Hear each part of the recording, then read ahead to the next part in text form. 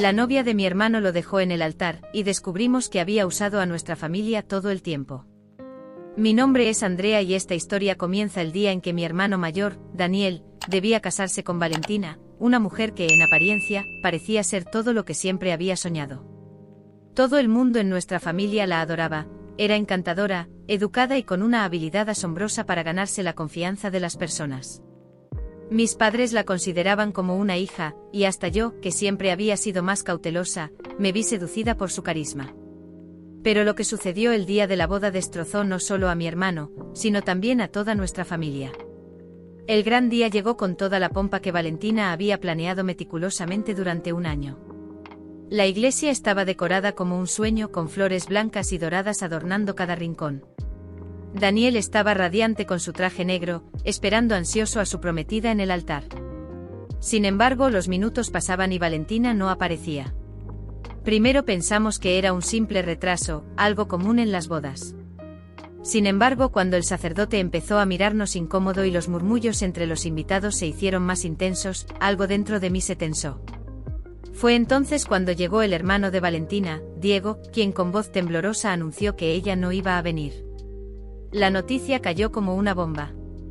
Mi madre rompió a llorar, mi padre se puso rojo de ira, y Daniel se quedó inmóvil, como si no pudiera procesar lo que estaba ocurriendo. Yo corrí hacia Diego exigiendo explicaciones, pero lo único que dijo fue: ella no estaba lista para esto. Durante las siguientes semanas, mi familia intentó recomponerse. Daniel estaba devastado. Había estado profundamente enamorado de Valentina, y la humillación pública lo había dejado hecho pedazos. Por más que intentáramos hablar con él, apenas decía palabra alguna. Valentina desapareció. Sus redes sociales fueron eliminadas, y no contestaba llamadas ni mensajes. Su familia, especialmente su hermano Diego, aseguraba que ni ellos sabían dónde estaba. Algo no cuadraba, pero en ese momento estábamos demasiado preocupados por Daniel como para investigar más a fondo. Sin embargo, algo empezó a cambiar en mí. Mientras ayudaba a mi hermano a recoger las cosas que Valentina había dejado en su casa, descubrí algo que me heló la sangre: una caja de documentos escondida en el fondo de un armario. En ella había contratos, cartas y recibos que parecían pertenecer a mi familia. Entre los papeles encontré un contrato de préstamo firmado por mi padre. Era un documento legal en el que mi padre, confiando en Valentina, le había prestado una suma considerable de dinero para un supuesto negocio. Mi madre también había avalado otro préstamo para un auto que, según decía, sería el regalo de bodas para Daniel. En total, Valentina había conseguido más de $50,000 de mi familia. Sentí una mezcla de rabia y angustia. ¿Cómo era posible que nadie hubiera sospechado de ella? ¿Cómo había logrado engañarnos de esa manera? Decidí no contarle nada a mi hermano inmediatamente. No quería empeorar su estado. En cambio, fui a hablar con mis padres y les mostré los documentos. Su reacción fue de incredulidad al principio, pero cuando vieron las firmas y los montos, el horror en sus rostros lo dijo todo. No puede ser, dijo mi madre, llevándose las manos a la cabeza. Ella no haría algo así. Pero lo hizo. Y ahora estábamos obligados a enfrentarnos a la verdad. Comenzamos a investigar. Descubrimos que Valentina había hecho algo similar en el pasado. En su ciudad natal, había estado comprometida con otro hombre, pero también desapareció antes de la boda. Diego, su hermano, parecía estar involucrado en sus planes, ayudándola a manejar el dinero que obtenía de sus víctimas. Con esta información, decidí confrontar a Diego directamente. Lo encontré en su apartamento y aunque intentó negarlo al principio, eventualmente confesó. Me explicó que Valentina tenía una adicción al juego y había acumulado deudas enormes con prestamistas peligrosos. Su modus operandi era encontrar familias confiadas y enamorar a alguien para acceder a su dinero. Ella no es mala persona, solo está desesperada, dijo Diego, como si eso justificara sus actos. Quise gritarle, pero me contuve. Necesitábamos pruebas sólidas para recuperar el dinero de mi familia, y sabía que enfurecerlo no nos llevaría a ningún lado. En lugar de recurrir a la policía de inmediato, decidimos tenderle una trampa. Fingimos que mi hermano estaba dispuesto a perdonarla y que quería hablar con ella. Con la ayuda de Diego organizamos una reunión en un café fuera de la ciudad. Valentina apareció, luciendo nerviosa pero igual de encantadora que siempre. Lo que no sabía era que habíamos llevado a un investigador privado que grabó toda la conversación. Durante el encuentro, Valentina admitió haber tomado el dinero, pero se justificó diciendo que lo hacía para pagar sus deudas y que nunca había tenido la intención de lastimar a nadie. Cuando salimos del café, la confronté directamente. Le mostré los documentos que había encontrado y las pruebas que teníamos contra ella. En ese momento su fachada de mujer perfecta se desmoronó. «No tienes idea de lo que es vivir con miedo todos los días», me dijo con lágrimas en los ojos. «Si no pago, me matan». No sentí lástima. Había destruido a mi hermano y había engañado a mi familia. Sin embargo, sabía que su historia no había terminado. Con las pruebas en mano, acudimos a la policía y presentamos una denuncia formal. Valentina fue arrestada por fraude y estafa, pero Diego desapareció, dejando claro que probablemente buscaría nuevas víctimas junto a su hermana cuando ella saliera de prisión. Mi hermano, aunque todavía herido, comenzó a recuperarse. Poco a poco volvió a ser el hombre que solía ser, aunque con una cautela renovada hacia las relaciones. La historia parecía haber terminado, pero algo me decía que no era así. Un día recibí un correo electrónico de un remitente desconocido. El mensaje decía: «No todo lo que crees saber es cierto. Cuida a tu familia». Era una advertencia. ¿Había algo más detrás de Valentina y Diego? ¿O quizás había alguien más involucrado que no habíamos descubierto? La intriga seguía viva, y yo estaba decidida a proteger a los míos. Lo que comenzó como una traición en el altar ahora parecía ser solo la punta del iceberg. El correo electrónico que recibí me dejó inquieta. «No todo lo que crees saber es cierto. Cuida a tu familia». No había remitente claro ni pista de quién lo había enviado. Por instinto decidí no compartirlo con mi familia. Después de todo lo que habíamos pasado, mi prioridad era protegerlos, especialmente a Daniel, quien apenas comenzaba a levantarse después de la traición de Valentina. Me puse en contacto con el investigador privado que había contratado anteriormente, y le pedí que buscara más información sobre Diego y Valentina. Esta vez quería llegar al fondo de todo, aunque significara exponer más secretos desagradables. Mientras tanto, Daniel decidió enfocarse en su trabajo y alejarse del tema de Valentina.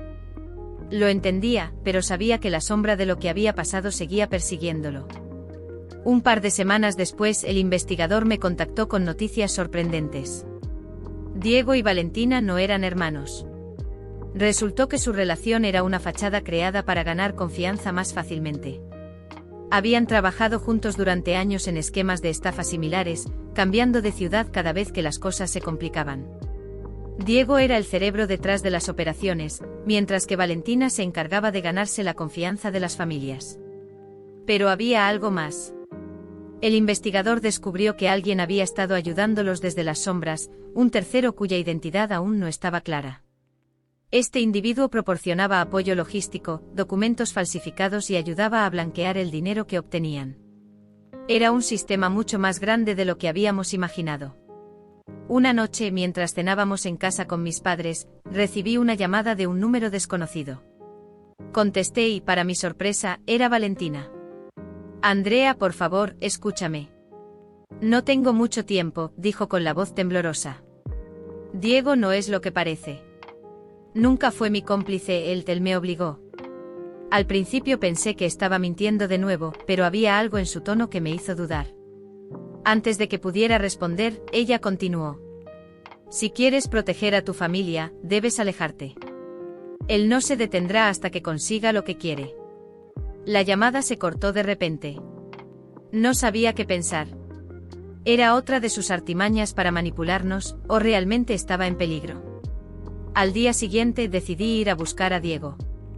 Lo localicé en un bar en las afueras de la ciudad, gracias a la información del investigador. Entré con el corazón acelerado, decidida a obtener respuestas. Cuando lo enfrenté, no pareció sorprendido de verme. «¿Vienes a defender a Valentina?», dijo con una sonrisa sarcástica. «Sabía que lo harías». Le exigí que me dijera la verdad sobre su relación con Valentina y sobre sus verdaderas intenciones.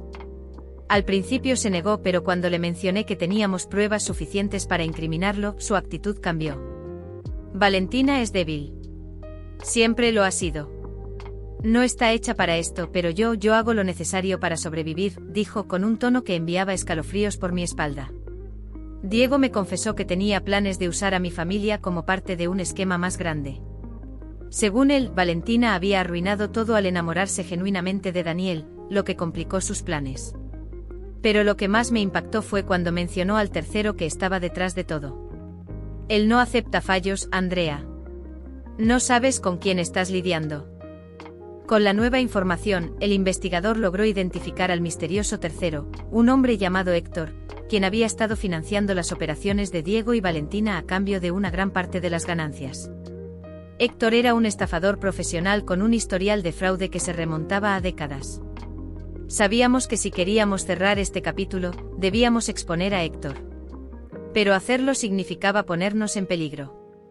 Decidimos organizar una reunión falsa con Héctor, haciéndole creer que Daniel estaba dispuesto a pagar una gran suma de dinero para resolver el problema de los préstamos que Valentina había tomado. Con la ayuda de la policía, logramos tenderle una trampa. El día del encuentro, Héctor apareció con Diego. Valentina no estaba con ellos, y me pregunté si su advertencia había sido sincera. La operación fue un éxito, y ambos fueron arrestados. Héctor, por su parte, se mantuvo en silencio, mientras que Diego comenzó a negociar información a cambio de una sentencia más ligera. Aunque Héctor y Diego estaban fuera de nuestras vidas, las heridas que dejaron tardaron en sanar. Daniel decidió vender la casa que había comprado con Valentina y mudarse a otra ciudad para empezar de nuevo. Mis padres, aunque aliviados, seguían lamentando haber sido tan confiados. Por mi parte, nunca volví a saber de Valentina. No sé si su advertencia fue genuina o parte de otro juego, pero una parte de mí deseaba que encontrara una forma de liberarse de las personas que la habían manipulado, si es que eso era cierto. Pensé que todo había terminado, pero un día recibí otro correo electrónico, esta vez con un archivo adjunto. Al abrirlo encontré una foto de Valentina con un mensaje. Gracias por lo que hiciste. Estoy tratando de cambiar mi vida. El capítulo de Valentina, Diego y Héctor finalmente había terminado para nosotros, pero sabía que sus historias continuaban de alguna manera, en algún lugar. Y aunque nuestra familia logró superar la tormenta, aprendimos una valiosa lección: no todo lo que brilla es oro, y las personas más cercanas pueden tener secretos que nunca imaginamos.